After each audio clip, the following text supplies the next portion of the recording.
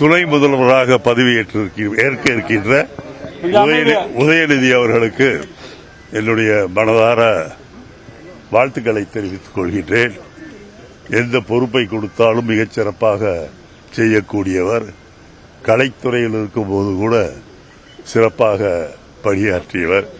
பிறகு அமைச்சராக விளையாட்டுத்துறையை ஏற்று இந்த ஒரு வருட காலத்திற்குள் நல்ல பல விஷயங்களை விளையாட்டுத்துறையிலே செய்திருக்கின்றார்.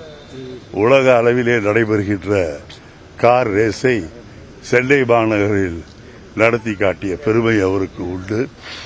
அதேபோல் உதவி முதல்வராக பதவியேற்றவுடனேயும் கண்டிப்பாக அவர் மிகச்சிறப்பாக பணியாற்றுவார்.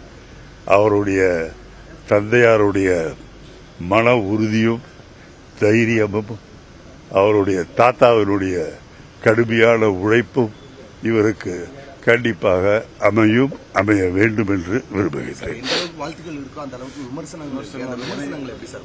விமர்சனங்கள் உதயநிதியை பொறுத்தவரையில் தேர்தலின் போது இந்திய அளவிலேயே இந்தியா முழுவதும் அவர் சொன்ன ஒரு கருத்துக்கு எதிர்ப்பதாக மிகப்பெரிய அளவிலே எதிர்ப்புகள் கிளம்பின.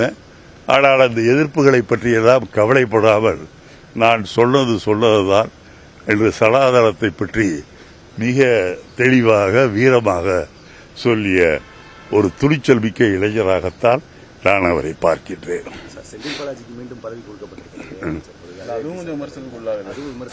இல்லை, விமர்சனம் என்பது ரெண்டு பக்கமும் இருக்கலாம். அவருக்கு கொடுத்தது நியாயம் என்று சொல்லக்கூடியவர்கள் நாங்கள். கொடுக்கக்கூடாது என்று எதற்கெடுத்தாலும் தடை போடுகின்ற எதிர்கட்சிகள் ஒரு பக்கம் இருந்தாலும் கூட 471 நாள் அவரை சிறையிலே வைத்திருக்கிறது, ஜாமீன் கூட கொடுக்காமல் வைத்திருப்பது என்பது மத்திய அரசாங்கத்துடைய பழி வாங்குகிற செயலாக இருந்தது.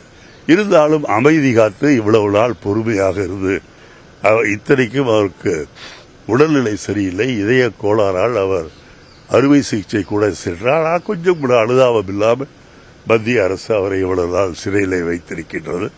கண்டிப்பாக அவர் வெளியே வந்த பிறகு இப்போது திராவிட முன்னேற்ற கழகத்திற்கு அது ஒரு அடிஷனல் பவராக கண்டிப்பாக இருக்கும். கூட்டணி முன்பை விட இன்றைக்கு மிகவும் வலுவாக பலமாக இருக்கிறது.